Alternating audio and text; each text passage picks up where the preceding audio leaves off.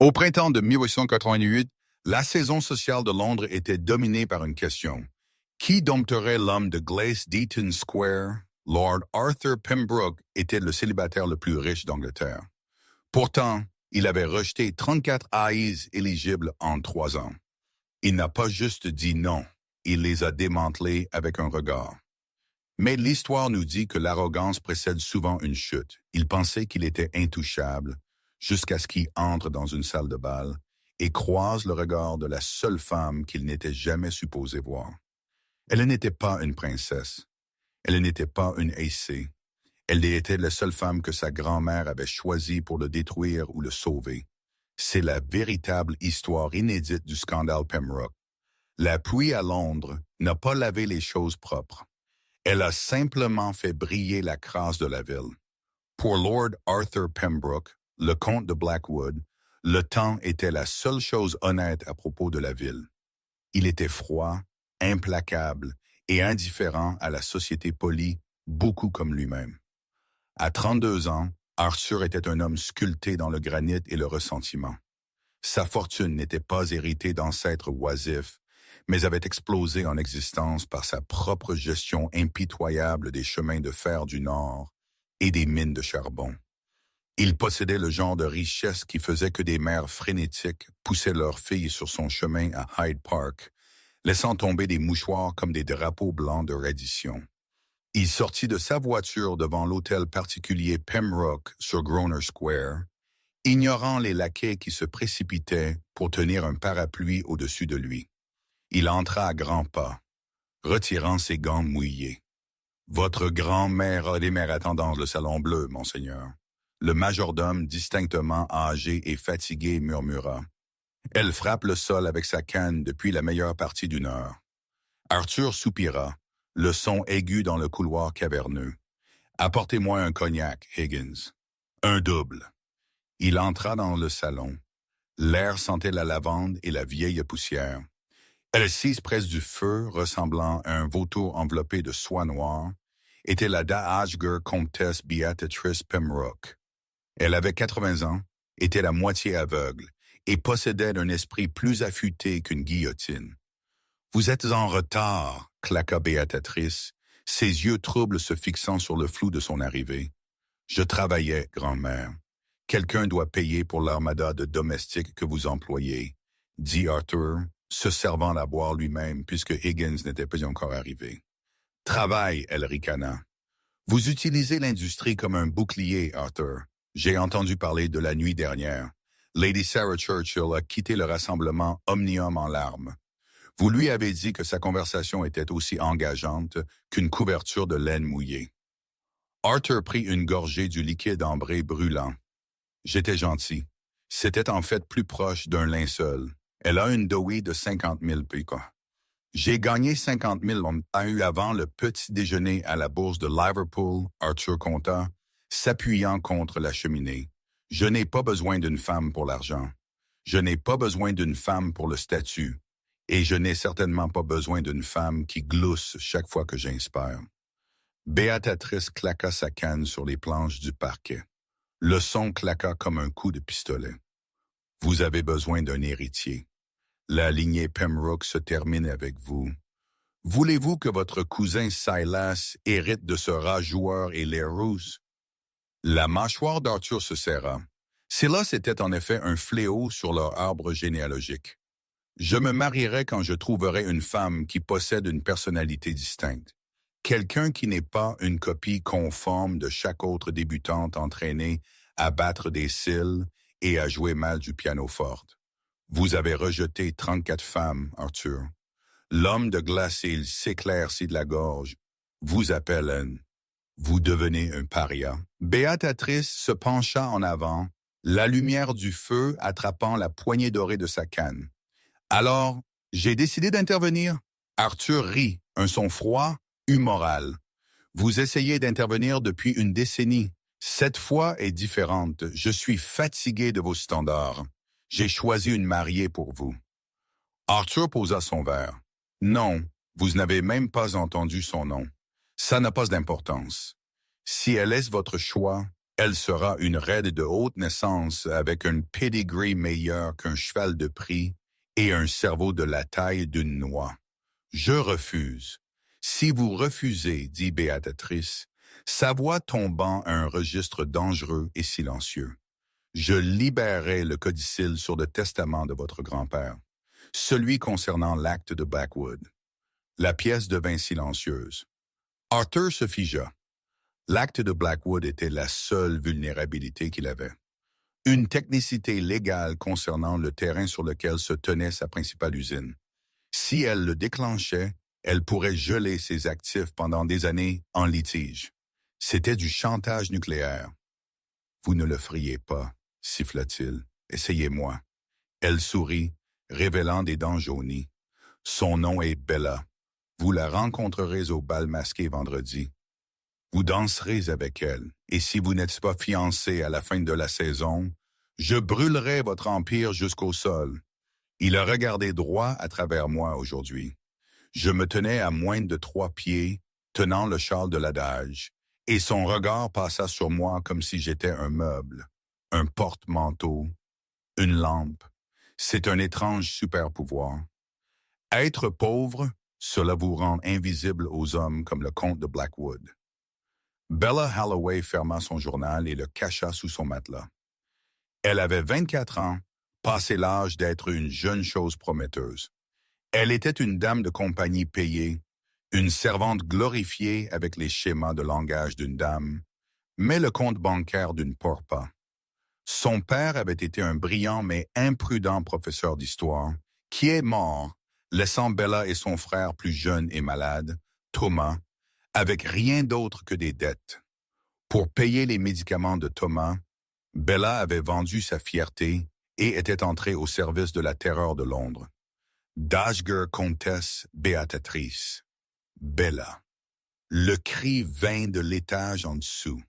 Bella lissa sa simple robe grise, l'uniforme de son invisibilité, et descendit les escaliers en courant. Dans le salon, Arthur faisait les 100 pas. Il s'arrêta quand Bella entra, mais encore une fois, il ne la regarda pas. Il regarda l'espace qu'elle occupait. « Grand-mère, j'ai besoin des détails pour vendredi, » disait Arthur, ignorant Bella entièrement. « Bella les a, » dit Béatrice, agitant une main. « Bella, dites-lui. » Bella prit une respiration. Elle avait observé Lord Arthur pendant des mois. Elle savait qu'il prenait son thé au citron, détestait l'odeur des lises et faisait les 100 pas quand il était acculé. Elle savait aussi qu'il était cruel. « La mascarade est au Kensington Hall, monseigneur, » dit Bella, sa voix stable. « Vous devriez porter le masque vénitien noir. La dame que votre grand-mère a sélectionnée portera du vert émeraude. » Arthur tourna finalement la tête. Pendant une seconde, ses yeux gris acier rencontrèrent les siens. Il sembla surpris que le meuble puisse parler. « Vert émeraude », répéta-t-il, l'air ennuyé. « Subtil. Et qui est ce parangon de vertu? »« La fille de Lady Windermere, la nièce du duc de Kent. »« Je ne suis pas libre de le dire, » répondit Bella. Arthur ricana. « Un jeu? Je déteste les jeux. » Il se tourna vers Béatrice. « Je serai là, je danserai. Mais n'attendez pas de proposition. Je trouverai un défaut en elle en 5 minutes, Béatrice. Je le fais toujours. » Il sortit en tempête. Bella le regarda partir, ressentant un étrange mélange de pitié et de colère. « C'est un homme difficile, madame, dit-elle doucement. Béatrice gloussa, un son sec et de cliquetis. « C'est un animal blessé, ma chère. Il pense que le monde le veut seulement pour son argent. Il a besoin d'un choc. Il a besoin de voir quelque chose de réel. » Béatrix fit signe à Bella de s'approcher. « Maintenant, à propos de votre robe pour vendredi. » Bella fronça les sourcils. « Ma robe. Je n'y assisterai pas, madame. Je dois m'occuper d'eux. »« Vous y assisterez, » interrompit Béatrice, « et vous ne porterez pas de gris. » La salle de bal de Kensington Hall était une mer de soie, de plumes et de diamants. La chaleur était étouffante, sentant le parfum français cher et la cire fondue. Arthur se tenait près du bord de la piste de danse, portant un demi-masque noir qui ne faisait rien pour cacher le froncement de sourcils sur sa bouche. Il avait déjà été acculé par 3 mères. Il balayait la pièce à la recherche du verre émeraude. Il voulait en finir avec ça. Identifier la cible, trouver son défaut. Peut-être qu'elle avait un rire strident, ou qu'elle était trop petite, ou qu'elle avait des opinions sur la politique qu'elle ne comprenait pas, et puis la rejeter. Monseigneur, la voix vint de derrière lui. Elle était basse, mélodieuse, et manquait de la désespérance haletante à laquelle il était habitué. Il se tourna. Elle se tenait là, encastrée dans de la soie émeraude qui s'accrochait à une silhouette qu'il n'avait pas attendue. La robe était modeste dans sa coupe, mais audacieuse en couleur. Elle portait un masque couvert de plumes de paon qui obscurcissait la moitié supérieure de son visage. Mais sa bouche était rose pâle et fixée en une ligne d'amusement. « Vous devez être l'agneau sacrificiel », s'éclaircit la gorge, dit Arthur, s'inclinant rigidement. « Et vous devez être le boucher », répondit-elle. Arthur cligna des yeux. Personne ne lui parlait comme ça. « Ma réputation me précède. » « Votre réputation est assez forte pour briser le verre, monseigneur. Devrions-nous danser? Le plus tôt nous danserons. Le plus tôt vous pourrez me renvoyer et retourner à votre mélancolie. » Elle tendit une main gantée. Arthur la prit. Sa poigne était ferme, pas molle. Ils se mirent sur la piste pour une valse. Arthur était un excellent danseur, purement par discipline. Mais cette femme, elle bougeait comme de l'eau. Elle suivait son guide, mais maintenait sa propre gravité. Alors Arthur dit, tandis qu'il tournait, « Parlez-moi de votre lignée. Finissons le CV. Qui est votre père? Quel domaine espérez-vous rénover avec mon argent? » « Mon père est mort, dit-elle calmement, « et je n'ai aucun intérêt pour votre argent. Je trouve les grandes maisons pleines de courants d'air et déprimantes. Alors pourquoi êtes-vous ici? Parce que votre grand-mère est une femme très persuasive et parce que j'étais curieuse. » Curieuse de quoi? Elle leva les yeux vers lui, ses yeux clignotant derrière le masque pour voir si vous étiez aussi misérable que vous en avez l'air dans les pages de la société. Vous l'êtes. Arthur manqua un pas. Il se rétablit instantanément, mais il était secoué. Je ne suis pas misérable. Je suis exigeant. Vous êtes solitaire, corrigea-t-elle. Il y a une différence. Vous vous tenez sur une montagne d'or, tremblant parce que vous ne laisserez personne construire un feu. Arthur arrêta de danser. Ils étaient au milieu de la piste, des gens tourbillonnant autour d'eux. Mais il ressentit une isolation soudaine et terrifiante. Qui êtes-vous? Est-ce que ça importe? Vous avez déjà décidé de me rejeter. Vous cherchez le défaut. L'avez-vous trouvé déjà? Vous êtes insolent. Honnête, corrigea-t-elle. Et c'est pourquoi vous ne m'épouserez pas. Vous voulez une marionnette, Arthur. Vous prétendez vouloir une femme avec de l'esprit, mais au moment où l'une vous dit la vérité, vous l'appelez insolente. Elle retira sa main. Merci pour la danse, monseigneur. Vous pouvez dire à votre grand-mère que vous avez essayé. Elle se tourna et s'éloigna, disparaissant dans la foule. Arthur resta là, son cœur martelant contre ses côtes. C'était la première fois de sa vie qu'une femme s'éloignait de lui. Il la poursuivit. Il passa devant un duc et 2 oreilles, ignorant les halètements. Il la rattrapa aux portes de la terrasse, saisissant son poignet. « Attendez », elle se tourna, essoufflée. « Laissez-moi partir, pas avant que je ne sache votre nom. » Elle hésita, puis lentement elle tendit la main et dénoua le ruban de son masque. Les plumes de paon tombèrent. Arthur se figea. C'était la fille à la robe grise, la dame de compagnie, le meuble invisible. Bella. « Vous », il respira. « Moi », murmura-t-elle, son visage rougissant. « Laide. » Arthur la fixa. Pour la première fois, il la vit réellement. Il vit l'intelligence dans ses yeux noisettes, la courbe têtue de sa mâchoire, la façon dont le clair de lune frappait sa clavicule. Elle n'était pas de haute naissance. Elle n'apportait aucune de oui. L'épouser serait un suicide social. Ce serait un scandale qui secouerait Londres pendant une décennie.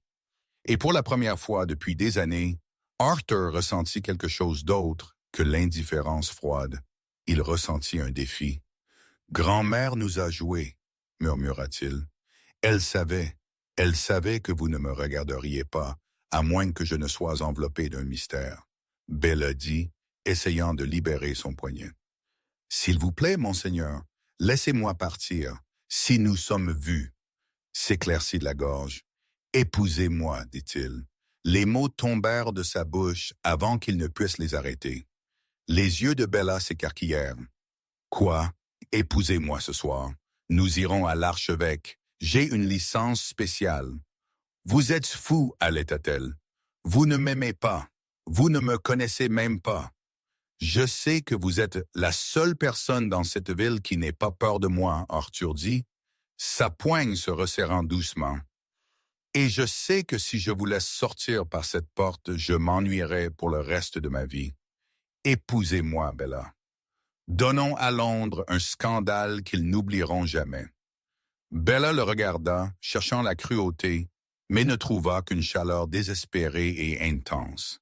Elle pensa à son frère, Thomas, toussant dans leur appartement humide. Elle pensa à la robe grise, et elle regarda l'homme le plus puissant de Londres, qui la regardait comme si elle était la seule étoile dans le ciel. « C'est une erreur, murmura-t-elle, la meilleure que nous ferons jamais, jura-t-il. Le scandale n'a pas juste éclaté, il l'a détonné. Les gros titres du journal du matin hurlaient. Pierre épouse Pourpas, le comte de Blackwood, la femme de chambre de la grand-mère de Wed. Arthur et Bella s'étaient mariés par licence spéciale 3 jours après la mascarade. Il n'y avait pas de grande cérémonie, pas de chorale à St. Paul's et pas d'invité autre qu'une comtesse douairière suffisante Béatrice et un thing silencieux Silas Pembroke. Maintenant, Bella Pembroke, comtesse de Blackwood, était assise au bout d'une table à manger en acajou assez longue pour faire atterrir un navire dessus. La salle de petit déjeuner était silencieuse, sauf pour le tic-tac d'une horloge grand-père et le froissement du journal d'Arthur. Elle regarda son mari. Depuis cette nuit sur le balcon, la chaleur avait disparu. L'homme de glace était revenu. Il l'avait acquise, l'avait épousée pour faire taire sa grand-mère et sécuriser son domaine, et semblait maintenant déterminé à la traiter exactement comme il traitait ses actions ferroviaires. Un actif à gérer, non à apprécier. « Le thé est froid, » Arthur dit, sans lever les yeux de son journal. « Je sonnerai pour une nouvelle théière, » Bella dit, sa voix résonnant dans la grande pièce. « Ne vous embêtez pas, je pars pour la bourse. » Il se leva, impeccablement vêtu d'un costume anthracite. Il marcha vers la porte, puis marqua une pause. « Mes avocats ont déposé une allocation sur un compte privé pour vous. Achetez des vêtements, achetez des bijoux. Vous avez l'air, » il fit un geste vague vers sa simple robe du matin. « Insuffisant. » Bella serra sa serviette. « Insuffisant. Est-ce que ce que je suis pour vous, Arthur? Un projet de rénovation? » Arthur se tourna, ses yeux froids. « Vous êtes la comtesse de Blackwood, Bella. Vous me représentez. Quand nous entrerons à l'opéra ce soir, la moitié de Londres attendra que vous trébuchiez sur votre ourlet ou que vous utilisiez la mauvaise fourchette. Je ne les laisserai pas rire de ma femme. Alors, vous vous souciez de leur opinion maintenant? Je pensais que vous méprisiez la société. »« Je les méprise, » Arthur dit, s'approchant, sa voix tombant. « Mais je ne les laisserai pas gagner. Vous êtes mon choix, aussi imprudent qu'il ait pu être, et je ne fais pas d'erreur. » Ne me prouvez pas tort, il partit. La porte se ferma d'un clic. Bella s'affaissa dans sa chaise. Le luxe de Blackwood House était suffocant. Les domestiques chuchotaient quand elle passait. La gouvernante, Madame Danvers, une femme sévère loyale aux anciennes façons, regardait Bella avec un mépris à peine dissimulé, comme si elle s'attendait à ce qu'elle vole l'argent. Mais Bella avait une raison secrète d'endurer cela. Cet après-midi-là, enveloppée d'un lourd voile, Bella sortit par l'entrée des domestiques. Elle hélait d'un beau cab, donnant une adresse dans le quartier crasseux de Whitechapel, un monde loin des cages dorées de Mayfair. Elle arriva à une pension de famille en ruine. À l'intérieur, l'air sentait le chou bouilli et la maladie. « Thomas », murmura-t-elle, entrant dans une petite pièce sombre. Son frère était allongé sur un lit de camp, son visage pâle et perlé de sueur. Il toussa, un son humide et de cliquetis qui déchira le cœur de Bella. Thomas avait 19 ans, brillant et mourant de consomption, tuberculose.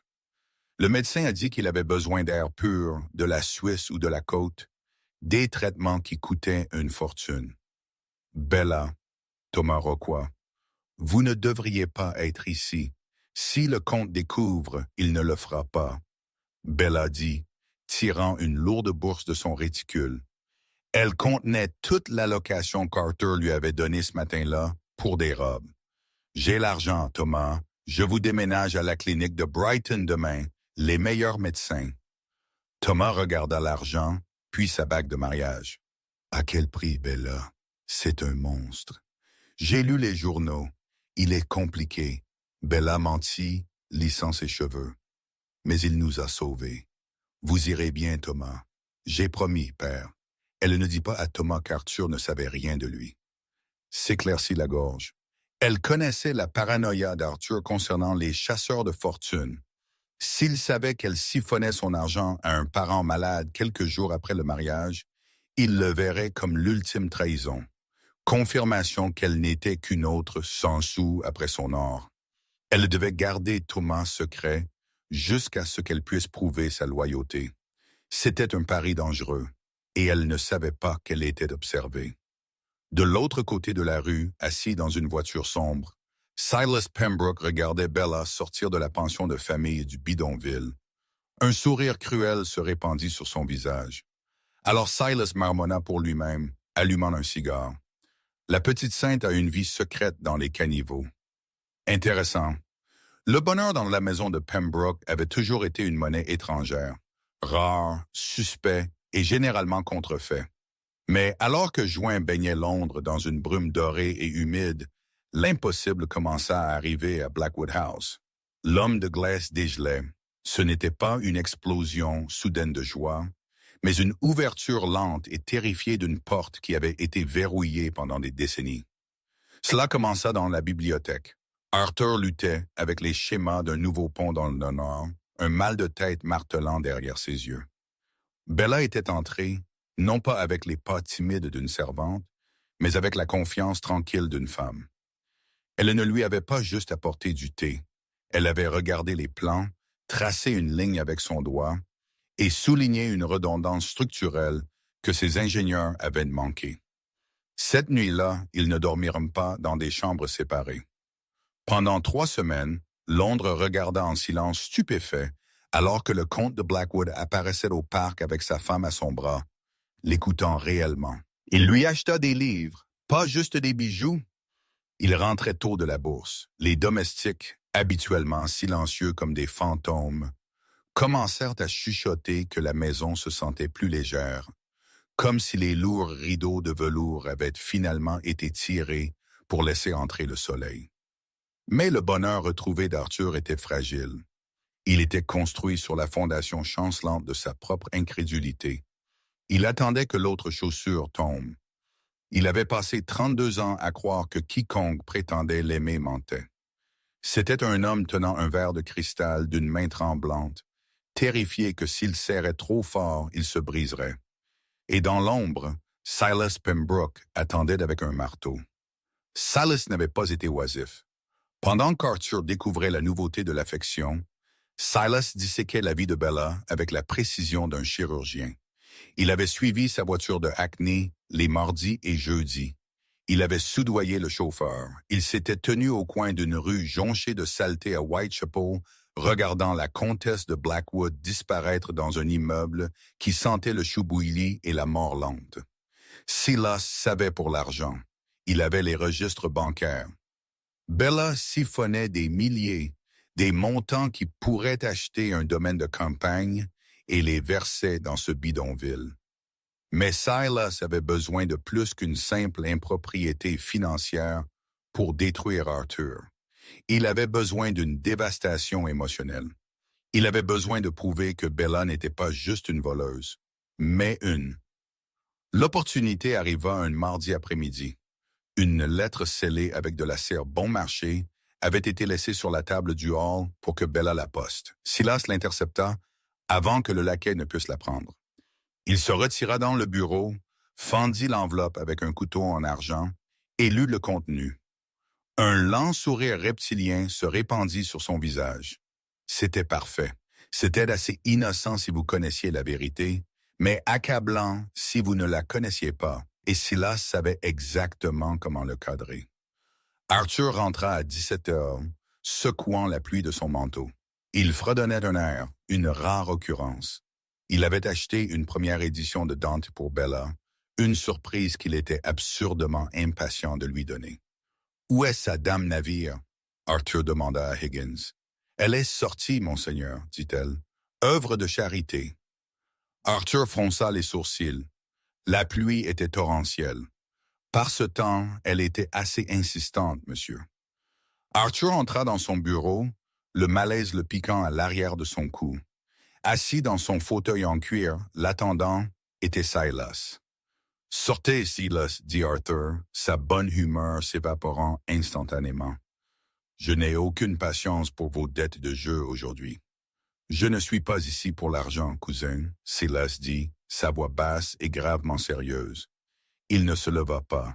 Il regarda Arthur avec une performance de pitié profonde et douloureuse. « Je suis ici parce que Dieu, Arthur, je ne sais pas comment vous dire ça. J'ai essayé de l'ignorer. J'ai essayé de me dire que j'étais fou. » Arthur posa le livre sur son bureau. « Dites-moi quoi? Vous avez été heureux dernièrement, » Silas dit, se levant et marchant vers la fenêtre. C'était bon à voir. C'est pourquoi j'ai hésité. Mais un homme ne peut pas laisser son propre sang être joué pour un fou. Parlez clairement ou partez, claqua Arthur, bien que son estomac commençât à se tordre. Silas se tourna. « Vous avez épousé un mystère, Arthur. Une femme sans passé, une femme qui avait besoin d'argent. Ne vous êtes-vous jamais demandé où elle va les mardis? Ne vous êtes-vous jamais demandé pourquoi elle demande tant d'argent et pourtant porte les mêmes 3 robes? Elle le donne à l'Église, » Arthur dit, bien qu'il réalisât qu'il n'avait jamais réellement vérifié cela. « L'Église de la chair, peut-être, » Silas murmura. Il atteignit sa veste et en sortit un dossier en cuir. Il le jeta sur le bureau. Il atterrit avec un lourd bruit sourd. Qu'est-ce que cette preuve? Arthur les traite bancaires. Elle a retiré 4 000 en 6 semaines. Et ce Salos plaça la lettre volée sur le dessus de la pile. J'ai intercepté ceci aujourd'hui. Elle est adressée à un homme nommé Thomas. Elle l'appelle T. Arthur fixa la lettre. Il ne voulait pas la toucher. La toucher la rendait réelle. Lisez-la. Silas l'exhorta doucement. « S'il vous plaît, Arthur, avant qu'elle ne revienne et tisse une autre toile. » Arthur ramassa le papier. Ses mains étaient instables, mais son cœur martelait un rythme frénétique contre ses côtes. L'écriture était indubitablement belleuse, élégante, bouclée, hâtive. « Mon cher T, ne vous inquiétez pas du coup. J'ai réussi à obtenir plus de lui. Il ne se doute de rien et est assez généreux quand je joue le rôle correctement. Je serai là ce soir avec l'argent. J'ai hâte de vous voir, de vous tenir. Nous sommes si près d'être libérés de cela. À vous pour toujours. » Le monde s'arrêta. Le son de la pluie contre la vitre s'estompa en un rugissement sourd. L'air quitta la pièce. Je joue le rôle correctement. Arthur lut cette ligne 3 fois. Le rire dans la bibliothèque, la façon dont elle touchait son bras, les regards partagés. Le rôle. C'était une performance. Tout cela. C'était une actrice. Et qu'il était la marque. Il ressentit un coup physique à la poitrine, une douleur si aiguë qu'il faillit se plier en deux. L'homme de glace ne revint pas immédiatement. D'abord vint le feu, la chaleur agonisante et aveuglante de l'humiliation. Il avait ouvert les portes de sa forteresse pour la première fois de sa vie, et le cheval de Troie était déjà à l'intérieur, se moquant de lui. « Qui est-il » Arthur murmura. Sa voix sonnait comme des pierres qui grincent. Un jeune homme, fournit Silas utilement. Beau, me dit-on, vivant à Whitechapel, elle paye son loyer. Elle paye pour son style de vie. Sortez, Arthur dit. Arthur, je sors. Arthur rugit, saisissant d'une lourde carafe en cristal et la jetant contre le mur. Elle se brisa, envoyant des éclats de verre et de liquide ambré pleuvoir sur le tapis. Silas inclina la tête, cachant son sourire narquois, et sortit de la pièce. La graine était plantée. Le poison était dans les veines. Une heure plus tard, la porte d'entrée s'ouvrit. Bella se précipita, essoufflée, sa cape trempée.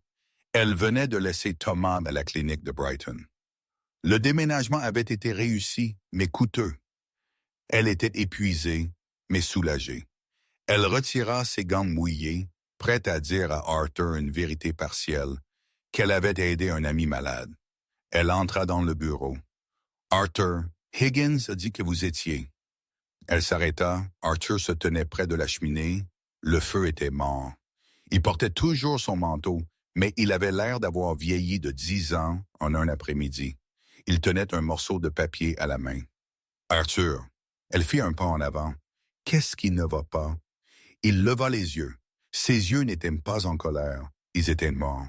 C'étaient deux éclats d'ardoise grise, dépourvus de lumière, dépourvus de la chaleur qu'elle avait vue ce matin-là.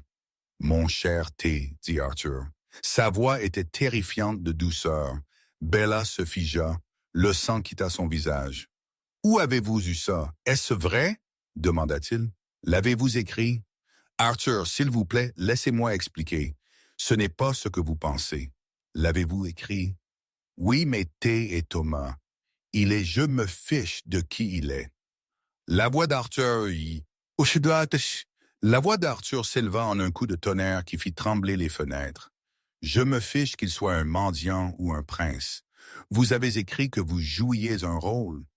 Vous avez écrit que vous m'extorquiez de l'argent pour être libre. » Il traversa la pièce en deux enjambées, la dominant. Pour une seconde, Bella eut peur qu'il ne la frappe, mais il ne le fit pas. Il la regarda avec un dégoût bien pire que la violence. « Je vous ai fait enquêter, Bella, avant le mariage. Il n'y avait pas de frères listés dans vos dossiers. Vous n'avez pas de famille. Vous êtes enfant unique. Il était illégitime, cria Bella, les larmes débordant. Il n'était pas enregistré. Nous l'avons caché au collecteur de dettes parce qu'il est malade. Arthur, il a la consomption. J'avais besoin de l'argent pour les médecins. » Mensonge, Arthur cracha. « Vous en êtes une virtuose. » S'éclaircit la gorge. « Un frère malade, c'est la plus vieille histoire du livre.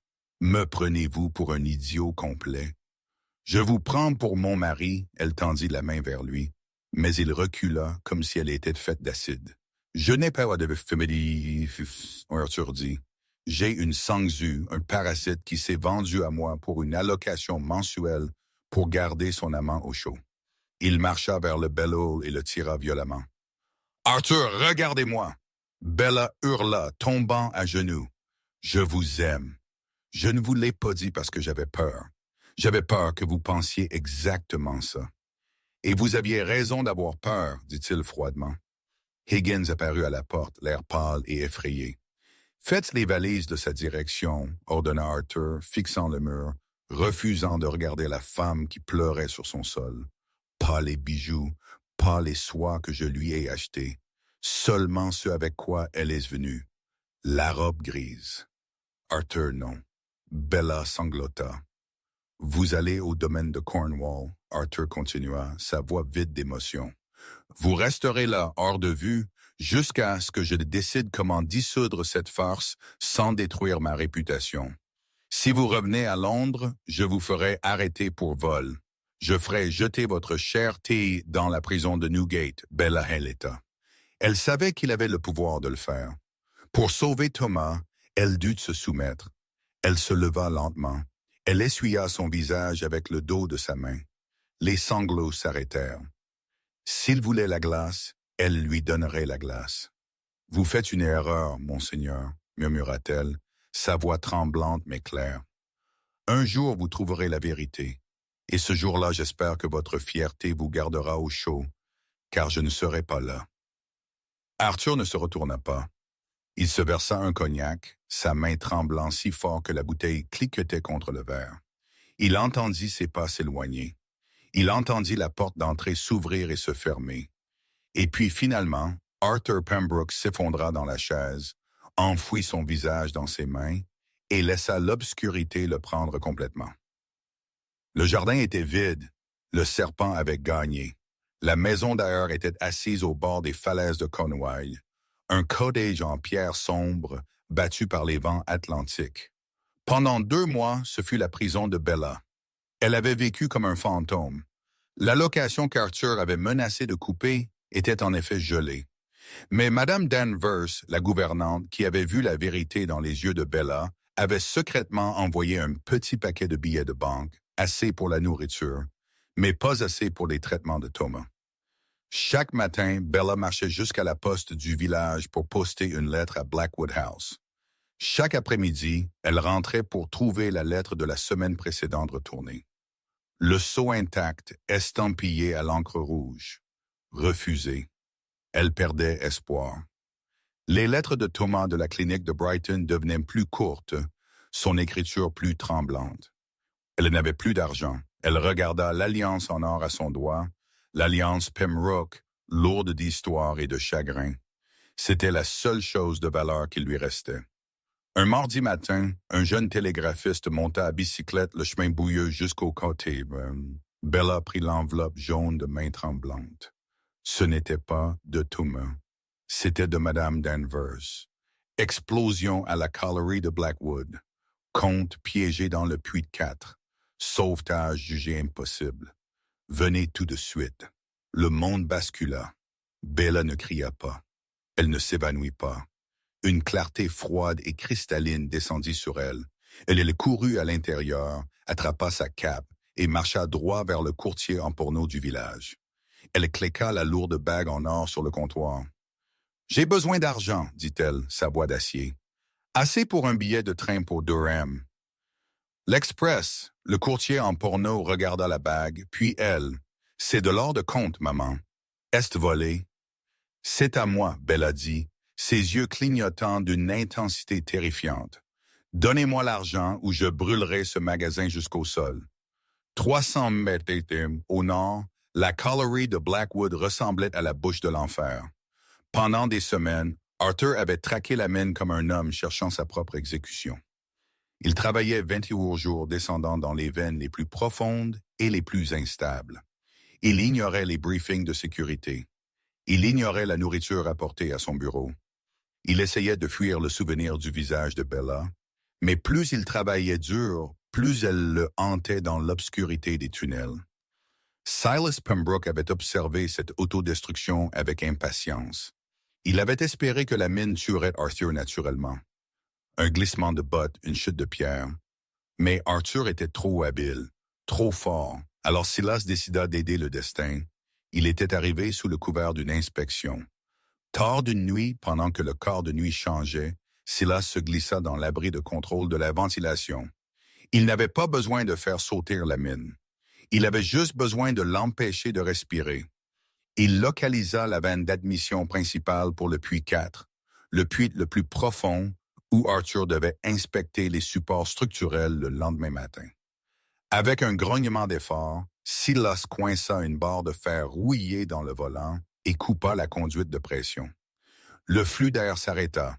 Matane, le tueur silencieux du souterrain, commença à tirer dans l'obscurité profonde. À 6 heures du matin, Arthur descendit. À 7h15 du matin, une étincelle d'une lanterne rencontra une poche de gaz. La terre ne fit pas juste trembler, elle gémit. Un bruit sourd et contondant résonna dans la vallée, suivi d'un panache de fumée noire qui jaillit du puits d'ascenseur principal comme un geyser. Quand Bella arriva 2 jours plus tard, elle descendit du train dans un cauchemar. Le ciel était noir de suie. L'air avait le goût de soufre et de chagrin. Des foules de femmes en châle se tenaient aux portes de la colliery, gémissant, serrant leurs enfants. Bella les traversa. Sa robe grise était déchirée. son visage strié de crasse du train, mais elle avançait avec la force d'un bélier. Elle atteignit la barricade de police. « Laissez-moi passer! Reculez, mademoiselle! » Un gendarme cria. « Je suis la comtesse de Blackwood » hurla Bella, saisissant la barricade. « Mon mari est là-bas. » Le gendarme hésita. Le contremaître, un homme géant nommé Jake, dont le visage était couvert de poussière froide, s'avança. Il regarda Bella avec des yeux apitoyés. « Madame, dit Jake, retirant sa casquette, vous ne devriez pas être ici. »« Où est-il? » ?»« Puits 4. Le toit est tombé. Nous avons essayé de dégager la galerie, mais le gaz est trop élevé. Les pompes à air sont parties. » Jake regarda ses bottes. Il est là-bas depuis 48 heures. Personne ne survit à l'humidité aussi longtemps. Nous nous sommes arrêtés de creuser. C'est une opération de récupération maintenant, pas un sauvetage. Il n'est pas mort, Bella dit. Madame, c'est désespéré. Ce n'est désespéré que parce que vous avez arrêté. Bella regarda autour d'elle les hommes vaincus assis sur des tas de bois, la tête dans les mains. Elle vit une pelle appuyée contre un chariot de charbon. Elle ne dit pas un mot de plus. Elle s'approcha, saisit la lourde bêche de fer et marcha vers l'entrée effondrée du puits 4. « Madame, arrêtez. Le toit est instable, » cria Jake. Bella l'ignora. Elle coinça la pelle dans le tas d'ardoises et de roches, bloquant le tunnel. Elle jeta les débris par-dessus son épaule. Elle creusa encore et encore. Les hommes regardèrent en silence stupéfait. Une comtesse, une femme à la peau douce et à la soie, attaquait la montagne avec la férocité d'une femme folle. « Ciste, mon mari !» grogna-t-elle à chaque coup de pelle. Jake la regarda pendant 1 minute complète. Il vit le sang commencer à suinter à travers ses gants. Il vit la volonté indomptable pure dans sa petite silhouette. Une vague de honte le submergea. S'éclaircit la gorge. « Bien, » rugit Jake, se tournant vers ses hommes. « Allons-nous rester ici et laisser la fille le déterrer seule? Prenez vos pioches, les gars. Prenez les bois. » Un rugissement monta des mineurs. 50 hommes se ruèrent en avant. Ils ne le firent pas pour le compte qu'ils craignaient. Ils le firent pour la femme qui ne le laisserait pas mourir. Ils creusèrent pendant 12 heures d'affilée. Bella ne s'arrêta pas. Quand ses gants s'usèrent, elle creusa à main nue. Ses paumes s'empoulèrent, puis se brisèrent, rendant le manche de la pelle glissant de sang. Jake essaya de la faire arrêter, mais elle lui grogna dessus comme une louve protégeant son compagnon. « Nous avons percé !» Une voix cria de l'avant. « Il y a un vide !» Jake rampa dans la petite ouverture qu'ils avaient dégagée. « Apportez la lanterne !» Ils se précipitèrent sur les rochers déchiquetés dans l'obscurité suffocante de la poche. L'air était mince et fétide. Par ici. Arthur était à moitié enterré sous une poutre tombée. Il était recroquevillé sur le côté, son visage gris, ses lèvres bleues. Il ne bougeait pas. Bella se précipita sur Jake, insouciante des rochers pointus déchirant ses jupes. Elle tomba à genoux dans la poussière froide à côté de lui. Arthur. Sa voix était un murmure craqué. Elle plaça ses mains saignantes sur son visage. Il était glacé. Arthur, s'il vous plaît, respirez. Elle mit son oreille sur sa poitrine, un battement de cœur. Faible, erratique. Mais là, il est vivant, sanglota-t-elle. Apportez la civière. Maintenant, les paupières d'Arthur papillonnèrent. Il flottait dans un vide sombre et indolore. Il avait accepté la mort il y a des heures. Il avait passé ses derniers moments conscients à regretter chaque mot cruel qu'il avait prononcé à la seule femme qui ait jamais compté. Il sentit un contact chaud sur son visage. Il força ses yeux à s'ouvrir. À travers la brume de gravier et de mort, il vit un visage planant au-dessus de lui. Il était strié de suie noire, les yeux bordés de rouge et sauvage. Ange, il rauqua, sa voix à peine un son. Bella retint un sanglot, essuyant la poussière de son front avec son pouce, laissant une traînée de son propre sang sur sa peau. « Non, homme têtu et stupide, pleura-t-elle, c'est votre femme. Bella. » Une seule larme traça un sillon à travers la poussière froide sur sa joue. « Vous êtes revenu. »« Je ne suis jamais parti, » murmura-t-elle. « J'ai juste dû creuser un peu plus profond. » Tandis que les mineurs le soulevaient sur la civière en toile, une ombre regardait depuis l'embrasure de la porte du bureau du site à 200 verges. Silas abaissa ses jumelles, son visage tordu en un masque de haine pure et distillée. « Il vit, » murmura Silas, écrasant son cigare sous sa botte. « Impossible. » Il se tourna pour fuir pour prendre le dernier train pour Londres et liquider les comptes avant que la vérité ne sorte. Mais alors qu'il se tournait, il vit une voiture noire bloquant la route boueuse. Debout sous la pluie, s'appuyant lourdement sur sa canne, était la Edgar, comte Béatrice. À côté d'elle se tenait le chef de la police de Durham. « Vous allez quelque part, Silas? » La voix de Béatrice coupa la pluie comme un fouet. « Je suggère que vous ne couriez pas. Les prisons du Nord sont terriblement froides à cette période de l'année. » La chambre principale de Blackwood House avait toujours été un endroit froid, une caverne de velours sombre et de souvenirs plus sombres. Mais quand Arthur Pembroke finalement remonta des profondeurs noires de l'inconscience, la pièce se sentit différente. Elle sentait l'iode, la cire d'abeille et les citrons. Arthur essaya de respirer, mais sa poitrine se sentait comme si elle était encastrée dans des bandes de fer. Il laissa échapper un gémissement bas, le son raclant contre sa gorge irritée. « Chut, ne bougez pas. » La voix était douce, familière, et mêlée d'un épuisement qui lui brisa le cœur. Arthur tourna sa tête sur l'oreiller. Le mouvement fit tourner la pièce, mais quand sa vision se clarifia, il la vit. Bella était assise dans un fauteuil à oreilles, tiré inconfortablement près du lit.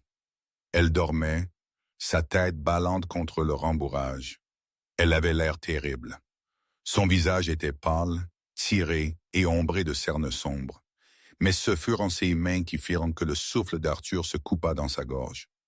Elles étaient lourdement bandées, enveloppées de couches épaisses de gaze blanche, comme des mitaines maladroites. Le souvenir s'écrasa sur lui avec la force d'une locomotive. La mine, l'obscurité, le son d'une pelle frappant la roche.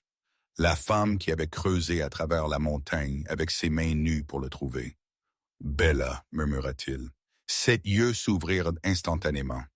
Il n'y avait pas de somnolence, seulement une alerte nette immédiate. Elle se pencha en avant. « Arthur, pouvez-vous m'entendre? » Oh, il rauqua. Elle se déplaça vers la table de chevet. Il la regarda lutter. Ses mains bandées étaient maladroites, ses doigts raides et inutiles. Elle essaya de soulever la carafe en cristal, mais elle ne put la saisir. Elle se mordit la lèvre, grimaçant de douleur, essayant d'utiliser ses paumes pour bercer le verre. « Arrêtez !» Arthur croassa, ignorant le feu dans ses côtes alors qu'il essayait de s'asseoir. « Arrêtez ça, je peux le faire !» insista-t-elle, sa voix tremblante. « Bella, regardez vos mains !» Elle se figea. Elle regarda les bandages, puis lui. Ils guériront. Le médecin a dit que les cicatrices seraient minimes. « Vous avez fait ça pour moi? » Arthur dit, les larmes lui piquant les yeux. Des larmes chaudes et inconnues qu'il n'avait pas versées depuis qu'il était enfant.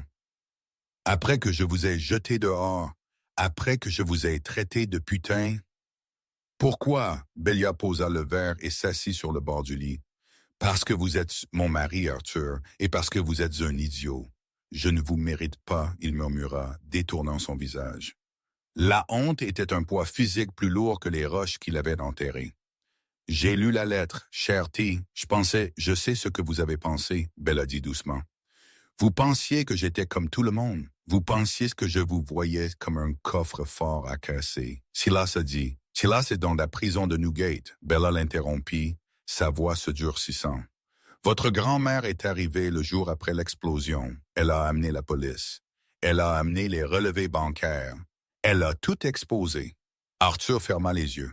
« J'ai failli mourir en croyant que vous me détestiez, et je l'aurais mérité. Arthur, regardez-moi. » Il se tourna vers elle. « Je ne vous ai pas parlé de Thomas parce que j'avais honte, avoua-t-elle. »« Pas de lui, » s'éclaircit la gorge. mais de ma pauvreté. J'avais peur que si vous saviez que je venais avec un frère malade et dépendant, vous me verriez comme un fardeau. Je voulais que vous m'aimiez d'abord. Je voulais être votre femme, pas votre cas de charité. Vous ne pourriez jamais être un fardeau, Arthur jura, tendant la main pour toucher doucement son poignet, évitant la peau abîmée de ses mains. Je passerai le reste de ma vie à me rattraper pour les choses que je vous ai dites dans ce bureau. Je ramperai si je dois. Pas de ramper, Bella esquissa un faible sourire. Mais vous devrez vous expliquer à l'autre homme. Arthur serait dit. Quoi? Je l'ai amené ici. Les médecins de Brighton ont dit qu'il était assez bien pour voyager. Et je n'allais pas le laisser seul à nouveau. Il attend dans le couloir. Bella se leva et marcha vers la porte. Elle l'ouvrit et fit signe à quelqu'un d'invisible. Thomas entrait. Arthur se prépara. Une partie de lui s'attendait encore à l'arrivée. Un homme fringant et en bonne santé qui avait charmé sa femme. Un jeune homme entra en traînant les pieds dans la pièce. Il s'appuyait lourdement sur une canne. Sa silhouette mince et fragile. Il semblait avoir environ 19 ans, bien que la maladie l'eût vieilli. Il portait un costume qui était clairement d'occasion et trop grand pour ses épaules émaciées, mais ce fut son visage qui fit taire les démons d'Arthur pour toujours. Thomas avait les yeux de Bella. Il avait le menton de Bella. Il avait la même façon d'incliner la tête quand il était nerveux. La ressemblance était si indéniable qu'Arthur se sentit comme le plus grand idiot du monde pour en avoir toujours douté. Lord Blackwood, dit Thomas, sa voix rauque mais polie. Il avait l'air terrifié. Je voulais vous remercier. Bella m'a tout dit ce que vous avez fait, la clinique, les traitements. Elle dit que vous êtes la raison pour laquelle je suis encore en vie. Arthur regarda du garçon à Bella. Elle avait menti à son frère.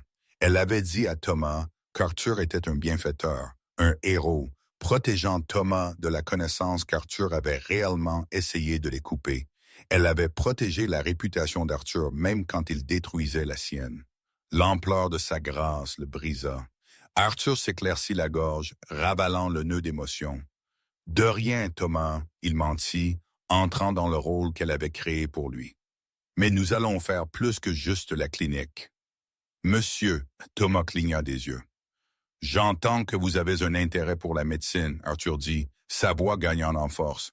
Un homme avec votre constitution comprend la maladie mieux que tout médecin en bonne santé ne le pourrait. Quand vous serez rétabli, je paierai vos frais de scolarité à Cambridge. Vous étudierez la médecine. Vous serez le meilleur sacré docteur de Londres. La bouche de Thomas s'ouvrit. Il regarda Bella stupéfait. Bella, est-il sérieux? Bella pleurait silencieusement, sa main sur sa bouche. Je suis très sérieux, Arthur dit. Considérez cela comme un investissement familial. Thomas s'inclina, les larmes aux yeux. Merci, monseigneur. Merci. Madame Danvers apparut à la porte pour reconduire Thomas à sa chambre pour se reposer. Quand la porte se ferma d'un clic, laissant Arthur et Bella seuls à nouveau, le silence n'était plus lourd. Il était électrique. Arthur tendit sa main non blessée. Venez ici. Bella se déplace vers lui. Attentive au bandage, il la tira vers le bas pour que sa tête repose sur son épaule non blessée. Je vous aime, Arthur murmura dans ses cheveux. Je vous ai aimé depuis le moment où vous avez enlevé ce masque de paon et m'avez regardé avec ses yeux défiants. J'étais juste trop lâche pour admettre que je pouvais être aimé en retour. Vous n'êtes pas un lâche, murmura Bella, fermant les yeux. Vous êtes juste un travail en cours, et je suis très patiente. 4 ans plus tard, la grande salle de bal de Blackwood House n'avait pas vu de fête en 20 ans. Ce soir, cependant, c'était le cœur battant de Londres. Les lustres polis jusqu'à une brillance de diamants projetaient une lueur dorée sur 500 invités. L'air sentait le pain, la cannelle et le champagne cher. L'orchestre jouait une valse de Strauss qui tourbillonnait dans la pièce comme un vent chaud. Lord Arthur Pembroke se tenait près de la grande cheminée, un verre de punch à la main. Il avait 36 ans maintenant, et les lignes dures de son visage s'étaient adoucies. L'homme de glace était parti, À sa place était un homme qui riait facilement. « Ils sont toujours terrifiés par vous, vous savez, » dit une voix. Arthur baissa les yeux. Thomas, remplissant maintenant son smoking assez joliment, se tenait à côté de lui. Il était dans sa 2e année de faculté de médecine, sain et prospère. Qu'il soit en terrifié, Arthur sourit. Cela garde les réunions d'affaires courtes. Où est grand-mère tenant cours dans la pièce bleue? Elle dit actuellement au duc de York que sa moustache est asymétrique. Arthur gloussa. Il balaya la pièce du regard, ses yeux cherchant la seule personne qui comptait. Il la trouva près des portes de la terrasse. Bella portait une robe de velours cramoisi profonde qui laissait ses épaules nues. Sur ses mains, elle portait des gants de soie transparentes. Elle les portait toujours en public pour cacher les légères cicatrices argentées qui s'entrelaçaient sur ses paumes et ses doigts. Pour le reste de Londres, les gants étaient une déclaration de mode que les femmes copiaient déjà. Pour Arthur, c'étaient des insignes d'honneur. Elle tenait un petit garçon dans ses bras. Leo Pembroke, 3 ans et l'héritier de la fortune de Blackwood, essayait actuellement de tirer une épingle de diamant des cheveux d'une duchesse. Arthur traversa la pièce. La foule s'écarta pour lui, non pas s'éclaircit la gorge par peur, mais par respect. Il atteignit sa femme et son fils. « Je crois que l'héritier cause un incident diplomatique, » Arthur dit, prenant le bambin gigotant à Bella. « Il tient de son père, » Bella taquina, ses yeux dansant. « Il veut ce qu'il veut, et il le veut maintenant. » Arthur remit Léo à une nounou en attente qui emmena le garçon au lit avec la promesse d'une prune au sucre. L'orchestre passa à une valse lente et balayante. Arthur tendit sa main à Bella. « Comtesse, je crois que c'est notre danse. » Bella hésita. Elle regarda les centaines d'yeux fixés sur eux. La galerie des chuchotis de la Société de Londres était en pleine présence. Ils connaissaient les histoires. Ils savaient qu'elle avait été une dame de compagnie. Ils savaient pour la manne. « Tout le monde regarde Arthur, » murmura-t-elle. Arthur s'approcha, prenant sa main gantée dans la sienne. Il porta ses phalanges à ses lèvres et embrassa la soie juste au-dessus des cicatrices. « Qu'il regarde, » dit-il, sa voix assez forte pour que les commères proches entendent. « Je veux qu'il voie à quoi ressemble un homme quand il réalise qu'il est le plus chanceux des idiots sur la verte terre de Dieu. » Il l'attira sur la piste. Tandis qu'il tournait, le flou des visages, l'éclat des bijoux et le jugement de la société s'estompaient. « Vous savez, » Arthur murmura alors qu'il la tenait près, « j'ai toujours cette robe grise. Je la garde au fond de l'armoire. » « Pourquoi ?» Bella rit, essoufflée. « Pour me rappeler, » Arthur dit, regardant profondément dans ses yeux, « que le plus grand trésor que j'ai jamais trouvé n'était pas dans une mine d'or ou un coffre-fort. Il se tenait juste devant moi, invisible pour tous les autres, attendant que j'ouvre les yeux. » Bella resserra sa prise sur son épaule. « Je vous vois, Arthur. Je vous ai toujours vu. Et je vous vois, Bella, » répondit-il. « La fille invisible, ma sauveuse, ma vie. » Ils tournèrent perdus dans leur propre monde, tandis que la musique jouait dans la nuit enneigée. Et voilà, mes amis, la fin de la saga Pembroke. C'est une histoire qui prouve que la confiance est fragile, mais l'amour, le vrai amour, est assez fort pour déplacer des montagnes. Arthur Pembroke a appris à la dure que l'on peut avoir tout l'argent du monde, mais on est pauvre tant qu'on n'a personne avec qui le partager. J'espère que vous avez apprécié ce voyage des salles de bal de Londres aux mines de charbon du Nord. Si cette histoire a touché votre cœur, s'il vous plaît, détruisez ce bouton « J'aime ». Cela aide tellement l'algorithme. Abonnez-vous si vous ne l'avez pas déjà fait et activez les notifications pour ne jamais manquer un conte de scandale et de romance. Je veux savoir, pensez-vous que Silas a eu ce qu'il méritait en prison? Ou Arthur aurait-il dû se venger personnellement? Faites-moi part de vos réflexions dans les commentaires ci-dessous. Jusqu'à la prochaine fois, continuez à lire et continuez à